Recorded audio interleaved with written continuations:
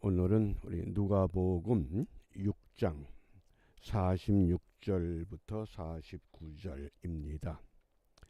누가복음 6장 46절 49절 묵상의 주제를 주초 기둥 주자에다가 터닦을 초죠. 우리 이 주초라는 단어, 우리 48절 말씀을 먼저 함께 읽습니다. 집을 짓되 깊이 파고 주초를 반석 위에 놓은 사람과 같으니 큰 물이 나서 탕류가 그 집에 부딪히되 잘 지은 연고로 능히 요동케 못하였거니와. 아멘. 마태복음 7장 24절부터 27절에도 같은 내용이 소개가 됩니다. 여기 주초라는 단어가 다른 단어로 기초라고도 합니다. 그리고 여기 탕류라고 하는 것, 탕류의 이 뜻이 포타모스라고 하는 단어인데 무엇을 의미하느냐? 시련과 시험을 의미합니다. 우리가 신앙생활 하다 보면 우리에게 시험이 오기도 하고 시련이 닥치기도 합니다. 그것을 큰 물과 같다. 그런데 기초를 잘 놓고 집을 잘 지으면 집이 흔들리질 않는다.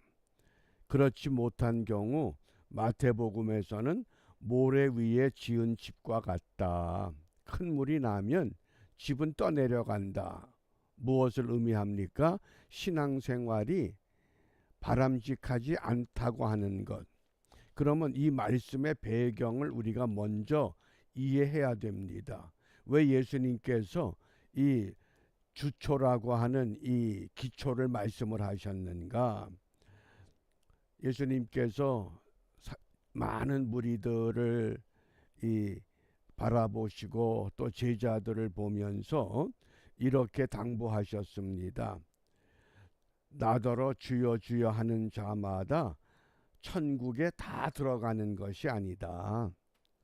하늘에 계신 내 아버지의 뜻대로 행해야만 하나님의 나라에 들어갈 수 있다. 그러자 제자들이 놀라서 묻습니다. 우리가 주의 이름으로 선지자 노릇도 했습니다. 우리가 주의 이름으로 귀신도 쫓아냈습니다. 우리가 주의 이름으로 많은 권능을 행했습니다. 그런데 아버지의 나라에 들어가질 못합니까? 그래서 그런 표적이나 그런 현상이나 그런 것 가지고 가는 것이 아니라 말씀을 듣고 행하는, 말씀을 듣고 행하는 그 믿음을 가지고 가야 된다. 그러면서 이 믿음에 대한 이 기초를 든든히 자리를 잡아야 할 것을 깨우쳐 주신 겁니다. 이 말씀의 배경이 그렇습니다. 그러면 우리가 기독교 역사적으로 보면 이것이 우리 신앙생활 하는 데 있어서 어떤 현상으로 나타났는가 하나 물어보겠습니다. 우리 신앙생활의 가장 중요한 기초가 무엇입니까? 분명히 하나님의 말씀 성경입니다. 그런데 모두 말씀과 성경이라고 대답은 하는데 우리 신앙생활의 기초가 되는 말씀을 저버릴 때가 너무 많습니다. 우리가 역사적으로 보면 예수님 당시에 성경을 가질 수 있는 사람이 거의 없습니다. 그러니까 서기관들이나 또 바리새인들 이들이 그 비싼 양가죽에 새겨진 말씀, 파피루스에 있는 말씀, 그것들을 가지고 있기 때문에 말씀을 읽을 기회가 없었습니다. 이런 것들이 계속 지속되어 온 겁니다. 더군다나 종교개혁을 일으킬 때까지 사제들이 말씀을 강론을 하는데 그 당시 강론의 언어가 라틴어입니다. 그러니까 일반 회중들은 강론을 해도 무슨 강론인지 무슨 내용인지 전혀 알아듣질 못했습니다. 그러자 그 구라파의 유명한 성당들에 가보면 그 성당의 유리창이나 그 성당의 그 천정에 유명한 화가들이 성화를 그렸습니다. 그걸 왜 그렸느냐? 말씀의 내용을 모르기 때문에 아기 예수의 탄생부터 시작해서 예수님의 일대기, 마지막 부활, 그리고 재림하는 것까지 그림으로 말씀을 보여준 겁니다. 그러니까 회중들은 성당에 가면 우리는 그 뭐 예술 작품이라 그러지만은 그 당시 의도한 것들이 우리 성당에는 뭐 라파엘이 그린 성화가 있다. 미켈란젤로가 그린 성화가 있다. 요즘으로 말하면 유명한 설교가의 설교를 듣는 것과 같은 그런 맥락이었습니다. 그래서 스테인드 그라스라고 하는 이 작품들이 사람들의 눈에 쉽게 다가오기 시작한 겁니다. 그러다가 구텐베르그 이 인쇄가 발명되면서 성경이 활자화되기 시작을 했습니다. 그제서야 비로소 성경을 읽게 된 겁니다. 성경을 읽기 시작하니까 그런 무슨 뭐 스테인드 그라스나 사제의 강론 이런 것이 아니구나. 말씀의 의미가 회중들에게 다가오기 시작을 했습니다. 그러다가 요즘은 어떻습니까? 이 대한민국의 대한성서공회가 얼마나 인쇄술이 발달됐는지 세계 모든 나라의 성경이 한국에서 인쇄가 돼서 보급이 됩니다. 그러니까 이제는 너무 말씀이 흔한 시대가 돼버린 겁니다. 성경이 너무 흔합니다. 그러니까 웬만큼 해서는 설교가 귀에 들어오질 않습니다. 그러니까 무엇을 기대하게 됩니까? 현상에 사람들이 집중하기 시작하는 겁니다. 누가 귀신을 쫓았대? 누가 병을 고쳤대? 이게 왜 그렇습니까? 말씀보다는 현상으로 이제 다시 돌아가기 시작한 겁니다. 말씀이 없을 때 예수님께서 말씀을 가르치고 치유하시고 회중들을 바른 길로 이끌어 갈 때 회중들이 계속해서 뭘 원합니까?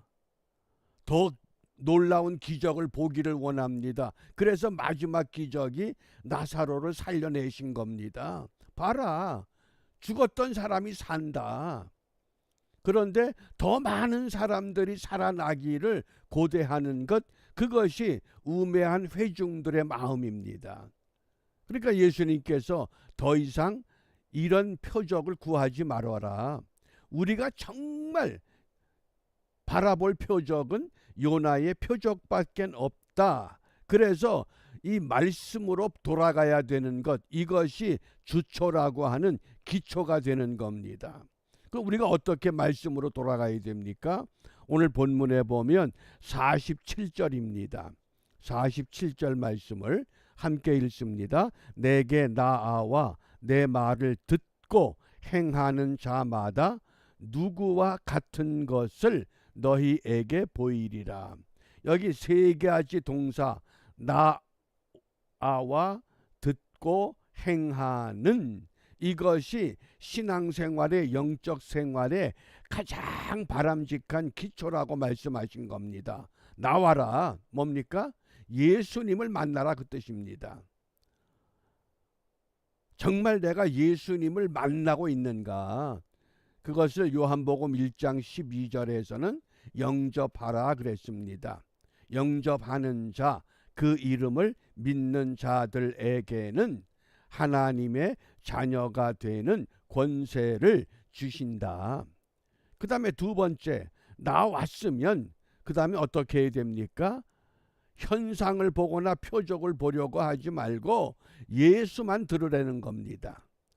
그래서 로마서 그 사도 바울이 뭐라고 고백했습니까? 믿음은 로마서 10장 17절이죠. 들음에서 나며 들어야 된다. 무엇을? 예수만을 들으라는 겁니다.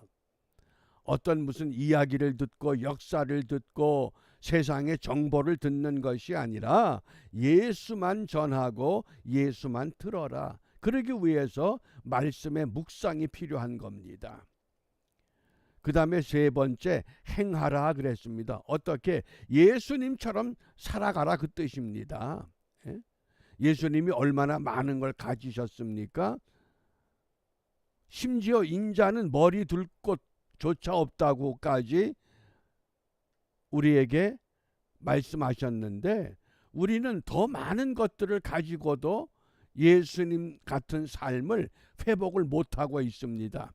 그러므로 야고보 장로는 행함이 없는 믿음은 죽은 것이다. 영혼 없는 몸이 죽은 것처럼 행함이 없는 몸은 죽은 것이라고까지. 그래서 주님께서 당부하신 그 말씀이 뭡니까? 마태복음 12장 39절에 보면 악하고 음란한 세대가 표적을 구한다. 현상을 쫓아다닌다. 그렇지만은 선지자 요나의 표적밖에는 너희들에게 보여줄 표적이 없다. 바람직한 신앙의 기초, 주초가 뭐냐? 말씀을 듣고 말씀대로 행하는 것밖에 없다. 어떤 현상이나 어떤 표적에 집중하지 마라. 왜? 너무 이젠 말씀이 흔하다 보니까 우리가 그런 현실 속에 지금 살아가고 있습니다. 정말 말씀만을 듣고 말씀대로 행하고자 하는 그런 믿음의 기초가 분명해질 때 하나님은 그 말씀이 육신이 돼서 이 땅에 오셨고, 그 말씀이 죽으셨고, 그 말씀이 부활하셨고, 그 말씀이 곧 참 생명이 되셨다고 하는 것. 그래서 우리가 이 아침에 무엇을 기도하느냐? 정말 우리 한 사람 한 사람 말씀으로 새롭게 하여 주옵소서.